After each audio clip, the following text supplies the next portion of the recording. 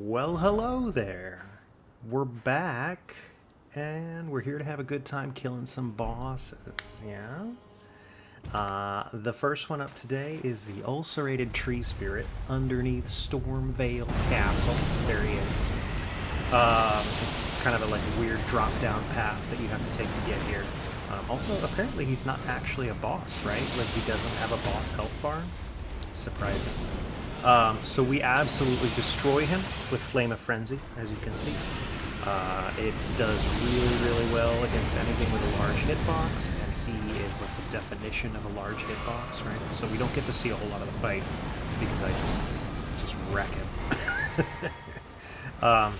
So we saw he has the big explosion attack. He's got this tail whip around thing. The big explosion is at like 50% health-ish. You want to dodge away from that. I mean, ideally, you don't want to be near him when he's doing it, but it also causes flames to be like on the ground and all over the place. He does this weird worm stuff where he moves around, yeah. Most of his attacks, like, I mean, obviously you'll have to learn them, right? They're not, like, obvious what's going on because he's kind of all over the place. But you'll be able to learn what he's doing. Like, that's a head slam down, sure. And he's got pretty good windows where you can hit him, like, a lot of the time. You're honestly fairly safe being next to him most of the time, which is surprising for how big he is. You just have to, you know, be able to recognize when he's doing an attack that you need to dodge.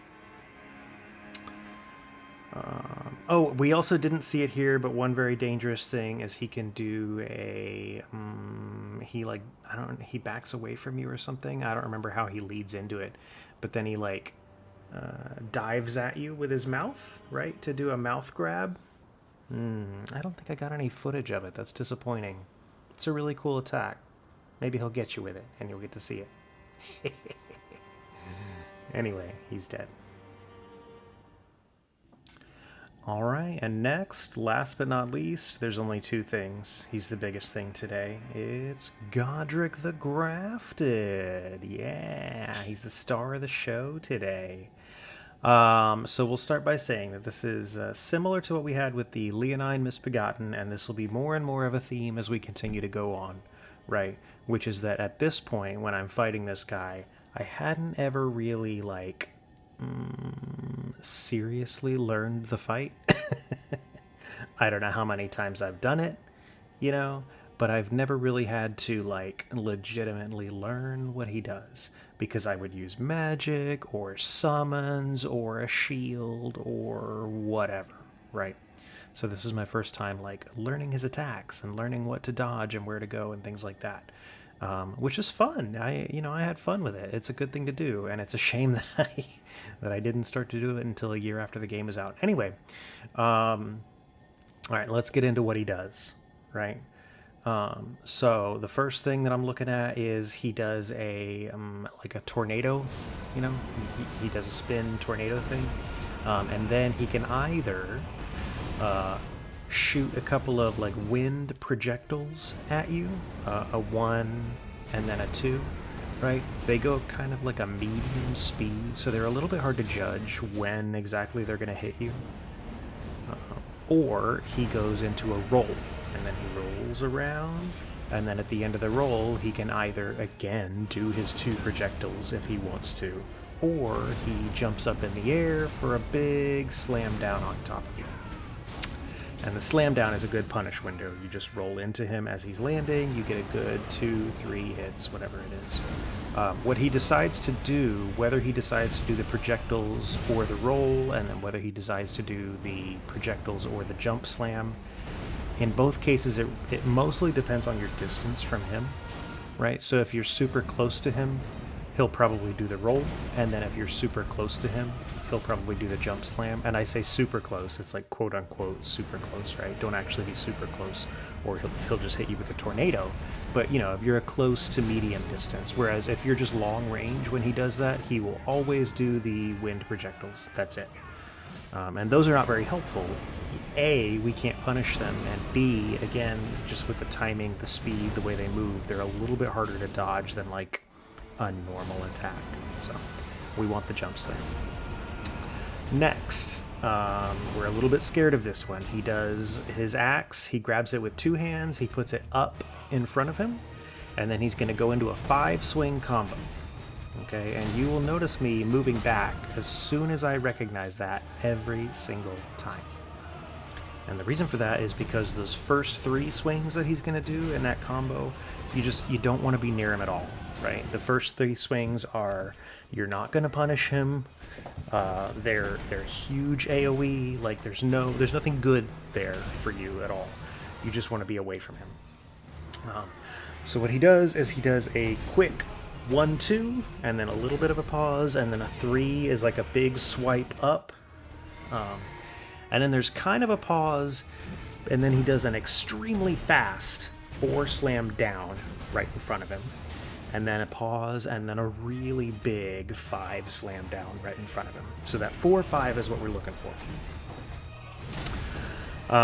First of all, I know from my shield guy playthrough, right, that if you're holding up your shield when he does the number 4 swing, I mean, the shield will block it, right? But the 4 swing will also knock you on your ass. You're no longer blocking at that point. And then the 5 swing will hit you and do a ton of damage. So don't try to block number 4. Also, again, as I said, it's like he's just got very large range for every single swing that he's doing here. You know, he's got his grafted arm, and then he's got his huge axe in his grafted arm, so his range is like massive, right? His swings are huge. So again, you really just don't want to be anywhere near him for 1, 2, or 3. But then 4 and 5 don't have really a lot of AoE, right? They're just like long, large, straight lines in front of him. But that's your punish window. So he swings at you with 4, you have to recognize the timing. It's a little bit hard to see. It is a fast attack. But when you know it's coming, you roll into it. And then you see the 5, and you roll into it, and you can hit him. You get a good punish window. I think for the 5, you might also be able to get away with strafing instead of rolling it, assuming that you're close enough at the end of your roll through 4. But I'm not 100% on that. You know, don't take my word for it. You can try it for yourself. I think I was only successful with dodging through him, but it felt like you might be able to get away with not doing a dodge, and then that would give you even a little bit more time for your punish window. So he also has where he 2-hands his axe facing down in front of him, so the other one was facing up, and this one is going to be facing down, and he pounds his axe into the ground. The timing on this is a little bit hard to judge because he just kind of stands there like a statue, right? Classic Elden Ring delayed attack. It's hard to tell when he's going to slam it down, but it is a consistent timing, so you'll eventually know when he's going to slam it down, and you can, you know, just dodge like normal, or you can actually jump to avoid the damage because it's a ground pound, and you can just jump. So he does a ground pound, and then with his axe still in the ground, like another second or so later, he goes, and he like drives it deeper into the ground and does another AoE. That one also, you can either dodge to roll it, or you can just jump. With the right timing, obviously. Just jump. It's just that easy. Like, you have to time it right, of course. But it's another good punish window, especially if you're jumping, because you do like a jumping attack into him, and then you get another couple of hits or something. And then you're going to get him into phase 2. Okay, I don't want to spoil anything, but there's no way to talk about phase 2 without spoiling it. So he gets a dragon head on his arm. All right.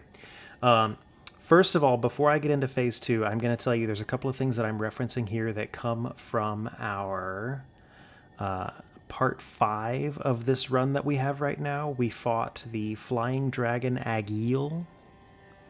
That guy had a couple of breath attacks, and you're going to see basically the same couple of breath attacks here, right? So maybe go check out part 5 and you'll see what I'm talking about. The first breath attack that I'm looking at is the sprinkler breath, okay? He starts phase 2 with this every single time. The one that he uses when he starts the phase has a much longer wind-up and a much more obvious wind-up than all the other ones do. So this is a really easy, like huge punish window. But basically, he's going to hold up his dragon arm, he's going to start breathing fire, and then he's just going to start doing the sprinkler motion, right? The right to left, or the left to right. I don't remember which direction it is. But anyway, you want to run like directly into him, right? And then you're going to be next to him by the time the sprinkler breath is moving past you. So you're completely safe. You get, you know, a 5 or 6 hit punish window. Like, it's absolutely massive. He can do that attack again during phase 2, but it has a much shorter windup if he decides to do it again. This time, instead of doing his arm up in the air, he'll do his arm like over to his side, like he's about to do a backhand slap, but then he does the sprinkler breath around. So, you know, at that point, if you're too far, you know, or if you're not ready, if you're just not prepared to take advantage of that attack when he does it, that's perfectly fine, and you can just roll to the left through the fire breath as he's doing it. But in that case, don't try to go up there and take advantage of it, right? You can only do that if you're like right next to him when he's doing the sprinkler. He also has the hose breath. This is a very short range version of the hose breath, so it doesn't. I think I'm actually not 100% sure now that I say that out loud. Anyway, I think it's a short range version of the hose breath. But it's got a decent like AoE where it's hitting the ground in front of him, so you're not really very safe unless you're rolling like, you know, behind him or something, right? Or you know, far enough to the side that you're not getting hit by that fire breath. I don't really have good advice for what the damage area is on that, but it's a little bit dangerous. You might be safer just to back off and let him do it and then go back in, because there's plenty of other punish windows, right? But you can roll into him past it and get some damage in. His wind-up for that is that he's going to have his dragon head like up above him facing forward, and then he like, I'm doing like the hand motions, right? He has it up above him facing forward, and then he brings it down in front of him facing forward and shoots the fire like into the ground in front of him. What else? Phase 2. Oh, phase 2 turns his ground pound with the axe into a 3-hit combo. So still ground pounds for all 3 hits, but instead of doing a ground pound and then a drive further in, it's a pound, pound, pound. And the 3rd hit is like huge AoE, massive AoE. You can still range it. I mean, you can still just run away and use that as a window to drink your flasks or use some range attacks or whatever. But just like the first phase, you can also just jump it, right? You just have to jump 3 attacks, so the timing is a little bit weird. It's fine. He can drag his dragon head on the ground and do like a big volcano eruption fire spray thing. I didn't see a good way to dodge that when he used it against me, so I just got hit by that. I don't have any advice for that at all. And then that's the only attacks that I really care that much about. Like, he's got other stuff. He's got regular axe swings, you know. He can do like a roll that's not attached to the tornado. And sometimes that'll have like a big axe swing on it, or it can have a couple of like dragon head swings once he's got a dragon head. He's got a where he can drag his axe on the ground and into a scoop attack towards you. Timing on that's a little bit weird because it's hard to tell when he's actually going to scoop up. So there's that. He can also do a leap forward, like stab with his axe. I feel like I don't see that very often. It's a fairly rare attack, so it's a little bit surprising when it comes out at me. I died to it. Spoilers. But it's just an axe hit. I think I only saw it in phase 2. But it's just an axe, so I'm assuming he can do it in phase 1 also. He can also jump straight up in the air and do a slam relatively quickly.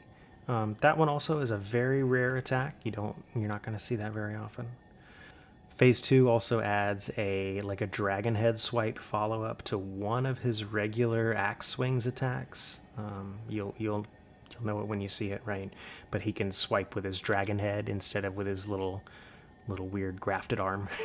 And in phase 2 with his dragon head, he can then do like a backswing swipe as a third hit to that.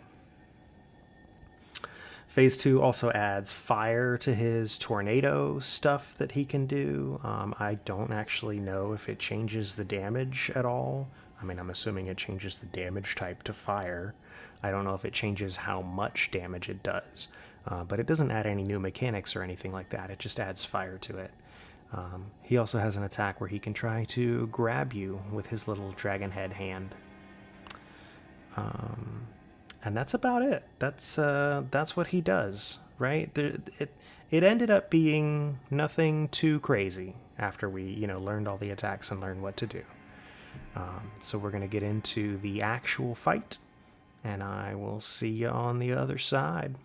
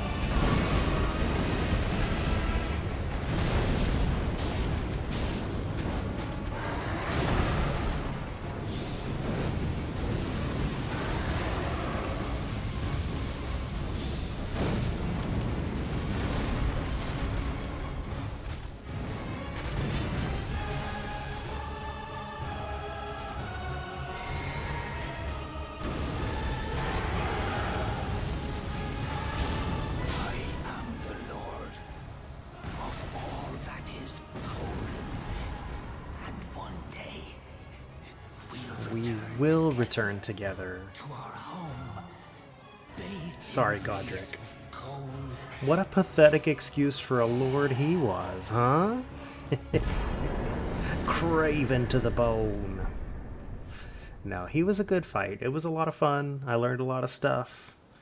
And with that, we are, all done for this time, right? We did it. We beat Limgrave. I really appreciate having you here. It means a lot to me. It really, really does. If you've had a good time today, you should consider clicking on any of the buttons that are down underneath the video. Just any button you feel like clicking, you should do it, right? We're going to come back for next time. and I will see you later. What a pathetic excuse for a lord you were. Craven to the bone.